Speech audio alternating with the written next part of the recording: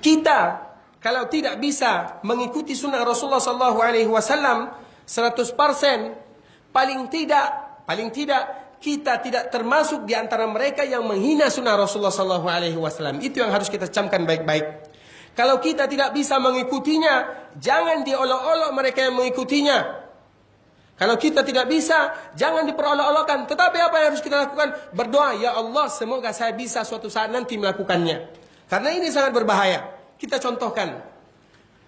Imam An-Nawawi yang meninggal pada tahun 676 Hijriah. Kemudian juga dinukilkan oleh Imam Ibnu Katsir di dalam kitabnya Al-Bidayah wa Nihayah, dan juga dinukilkan oleh Ibnu Khaliqan. Ibnu Katsir juga menukil dari Ibnu Khaliqan. Kejadian ini terjadi pada tahun 665 Hijriah. Apa kejadiannya? Ini tentang masalah biasa, masalah sunnah Rasulullah SAW yang biasa. Dan ini sunnah yang mungkin tidak bisa diterapkan di setiap daerah, yaitu masalah sunnatus siwak, yaitu sunnah siwak, bagaimana bersiwak. Dan kita mengetahui siwak itu adalah sunnah Rasulullah SAW yang cocok di setiap daerah dan di setiap masa dan di setiap tempat.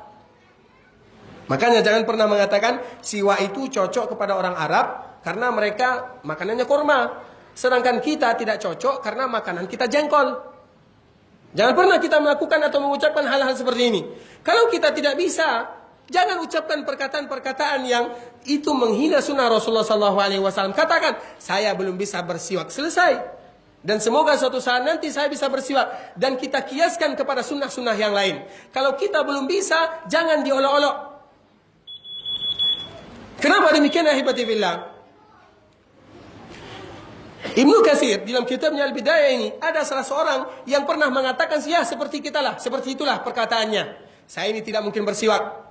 Kemudian siwak tersebut diletakkan di ketiaknya. Pokoknya diperolok-olokkan, bahkan di duburnya. Kemudian setelah dia menghina sunnah siwak tersebut, setelah dia menghinanya, setelah itu dia sakit selama 9 bulan seperti wanita yang hamil. Ternyata memang dia hamil, seorang laki-laki hamil. Apa yang dia lahirkan seorang laki-laki. Jadi kalau ada yang bertanya, apakah pernah laki-laki itu hamil? Jawabannya, pernah. Tahun berapa? Ini tahun ini, 665 Hijriah. Apa yang dia keluarkan? Anaknya apa? Diceritakan oleh Imam Ibnu Katsir rahimahullah tentang masalah dia menghina siwak. Selama 9 bulan dia merasakan sakit di duburnya karena tadi dia menghina siwak, sunnah Rasulullah SAW. Kemudian setelah 9 bulan fawadha'a waladan. Kemudian dia melahirkan sesuatu sebagai seorang anak lah. Apa bentuknya? Yang dia keluarkan atau yang dia lahirkan tersebut mempunyai kaki 4. Kepalanya seperti ikan. Ekornya seperti arnab. Arnab itu bahasa kitanya kelinci. Ekornya seperti kelinci. Kemudian hewan ini dilihat oleh masyarakat karena kejadian ini berada di Busra, bukan Basra, Busra. Sebuah daerah yang dekat dengan kota Irak. Nah, ketika dia melahirkan, keluar hewan ini, kita tidak tahu apa namanya. Kepalanya kepala ikan. Kemudian kakinya ada 4. Kemudian ada ekornya, kita tidak tahu apa namanya. Apa kata fulan yang tadi menghina siwak Rasulullah SAW?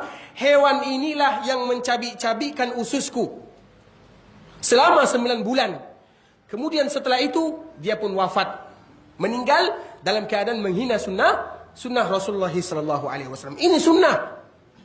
Contoh yang lain, sebagaimana yang dikisahkan oleh Abu Sa'id, oleh Abu Darda radhiyallahu ta'ala anhu. Ada salah seorang laki-laki yang berasal dari kota Madinah. Kemudian dia pergi berjumpa dengan Abu Darda, yang mana kebetulan Abu Darda pada saat itu berada di daerah Dimashq atau di daerah Suriah untuk zaman sekarang. Kemudian orang Madinah tersebut datang kepada Abu Darda. Apa katanya? Wahai Abu Darda, saya pernah mendengar hadis yang engkau riwayatkan. Karena ini metode para ulama terdahulu, yaitu mencari hadis bersumber langsung dari orangnya. Ternyata Abu Darda ini yang meriwayatkan hadis tersebut. Apa hadisnya? Hadisnya sesuatu yang sering kita dengar. Man salaka tariqan yaltamisu fihi ilma, sahhalallahu lahu bihi tariqan ilal jannah. wa innal malaikata la tad'u ajnihataha ridwan bima yasna. Artinya apa? Barang siapa yang menempuh sebuah jalan bersusah payah seperti kita, meninggalkan rumah, meninggalkan pekerjaan rumah, meninggalkan anak istri, meninggalkan mungkin sekarang lagi sibuk-sibuk pilpres misalnya, kita tinggalkan semuanya, kita sibuk. Man salaka tariqan yaltamisu fihi ilma, yang dia mengambil sedikit demi sedikit hadis-hadis Rasulullah sallallahu alaihi wasallam atau ayat-ayat Allah Subhanahu wa taala, sahhalallahu lahu bihi tariqan ilal jannah, maka Allah pun nanti akan mempermudah urusan dia mencapai surganya Allah Subhanahu wa taala. Kemudian apa sambungannya? Wa innal malaikah. Dan ini saksinya. Dan di sini syahidnya.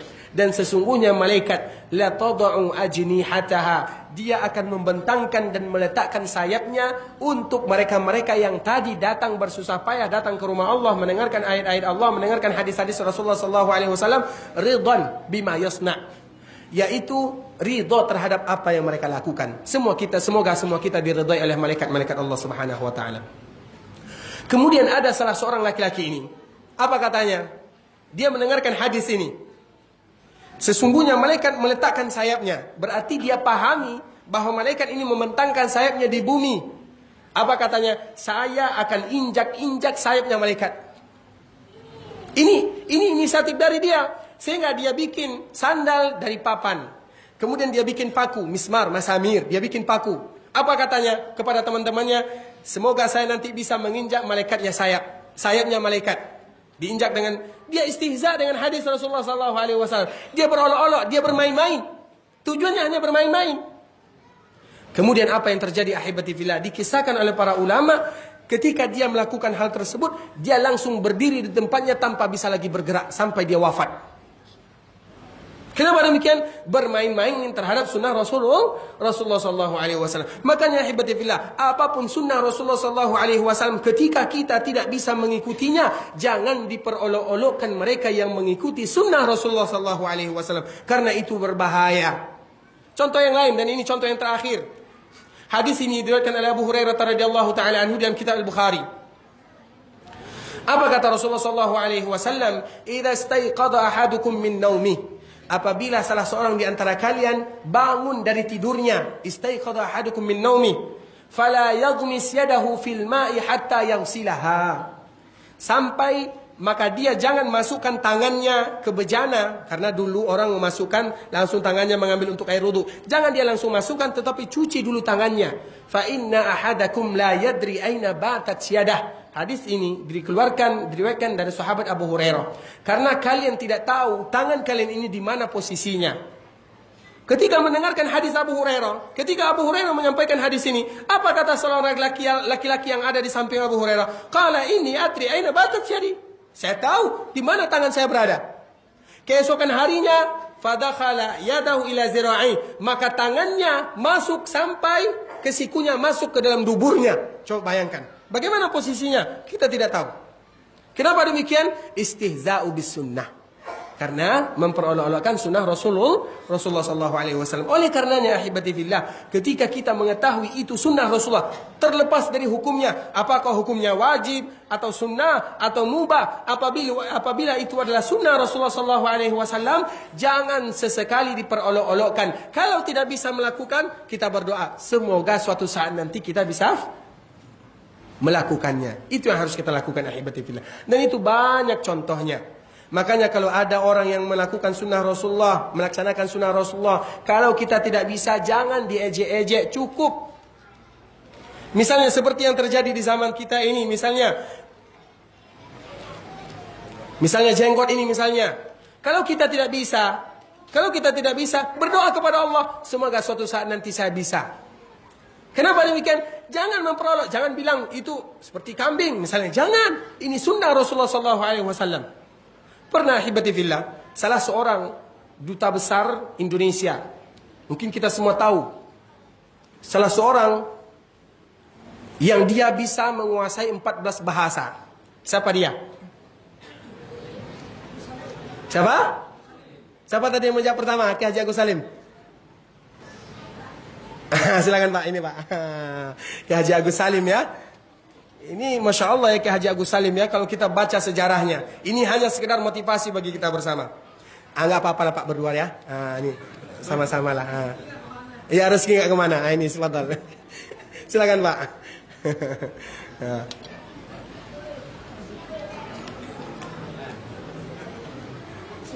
Iya kemarin kalau tiga. Ki Haji Agus Salim ini, dia seorang yang ahli bahasa dan dia adalah utusannya Indonesia untuk ke mancanegara. Dia menguasai 14 bahasa. Dan dia berjenggot seperti biasa. Ulama-ulama kita banyak. Buya Hamka, Ki Haji Agus Salim, banyak. Ki Haji Rasul. Siapa tahu Ki Haji Rasul? Ki Haji Rasul siapa? Ayahnya Buya Hamka. Bukan Imam Majalaya ya. Ayahnya Buya Hamka. Mereka semua menerapkan sunnah Rasulullah SAW. Ketika Ki Haji Agus Salim ini pergi sebuah daerah, diperolok-olokkan. Jadi orang yang ada di belakang itu audiennya, salah satu audiennya, dia membebek-bebek kayak kambing. Kemudian Ki Haji Agus Salim diam saja. Kemudian ketika kesempatan dia untuk berbicara, maka dia pun mulai berbicara. Wahai semuanya, kalian tahu bahwa saya diberikan kelebihan oleh Allah Subhanahu wa taala bisa mengetahui berbagai macam bahasa. Jangankan bahasa manusia, bahasa hewan pun saya tahu. Kata Ki Haji Agus Salim. Dan nanti saya akan berbicara dengan hewan-hewan yang ada di belakang. Yang tadi dia mengucapkan. Dan saya nanti akan berbicara dengan hewan-hewan yang ada di belakang. Sehingga dengan tersendirinya, tadi orang-orang yang ngembek di belakang, dia keluar. Dia keluar dari aula tersebut. Nah beginilah ahibati billah. Kalau seandainya kita belum bisa, jangan diperolok-olokkan. Kita berharap semoga suatu saat nanti kita bisa menirunya. Tidakkah kita suka ahibati billah? Kalau kita baca sejarah Rasulullah SAW, Rasulullah ada sifatnya sebagaimana yang sering kita terangkan di dalam kitab yang dikarang oleh Imam At-Tirmidzi, kitabnya Syama'ilun Nabi, yaitu bagaimana sifat-sifat Rasulullah SAW. Karena tujuan kita tidak lain tidak bukan ingin berkumpul bersama Rasulullah SAW, dan semoga kita semua dikumpulkan oleh Allah Subhanahu wa taala bersama Rasul kita sallallahu alaihi wasallam. Wallahu taala alam. Babat TV Sunnah, belajar agama baru alif.